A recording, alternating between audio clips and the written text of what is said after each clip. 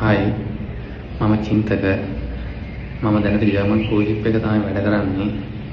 මුලින්ම මම කොටස් වෙළඳපොළ ගැන උනන්දු වුණේ සල්ලි වල වටිනාකම අඩු වෙනවා ඉන්ෆ්ලේෂන් එකත් එක්ක. ඒකට විසඳුමක් විදියට තමයි මම කොටස් වෙළඳපොළට යොමු වෙන්න තීරණය කරේ.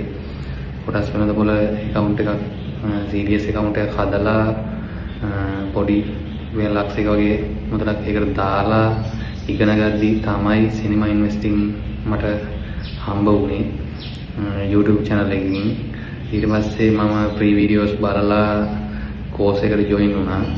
මේකෙන් මට ආයෝජන මානසිකත්වය හදාගන්න එක වගේම ලොකු දැනුමක් දැනට හම්බ වෙලා තියෙනවා. දැනට වීඩියෝස් බලන ගමන් කෝස් එක කරන ගමන් ඉන්නේ. ඇත්තටම කොටස් වෙළඳපොළ ගැන දැනගෙන හිටු නැති අමාරු වෙන්න පුළුවන් තැන්, ඊට පස්සේ අපේ සල්ලි නැති වෙන්න පුළුවන් විදි, ඊට පස්සේ ඒ සම්බන්ධව අපි දැනගන්න ඕනි ගොඩක් දේවල්, කවුරුත් සමාජයේ උගන්වන්නේ නැති දේවල්, ගොඩක් දේවල් සිනිමා ඉන්වෙස්ටිං එකෙන් දැනගත්තා.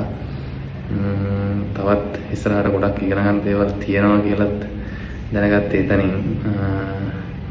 ඉතින් මම ඕගොල්ලන්ටත් යෝජනා කරනවා සිනිමා ඉන්වෙස්ටිං කෝස් එක, ස්ටොක් මාකට් කෝස් එකට ජොයින් වෙලා මේ මම ගත්ත දැනුම අත්දැකීම් ඊට වගේම කොටස් වෙළඳපොළ වාජනයක් කරපු ආයෝජකයෙක්ගෙන් ඉගෙන ගන්න තියෙනවා කියන එක ගොඩක් වැදගත්. ඒ අත්දැකීම ගන්න ඒ කෝස් එක ෆලෝ කරන්න කියලා මම ඕගොල්ලන්ටත් යෝජනා කරනවා. Thank you.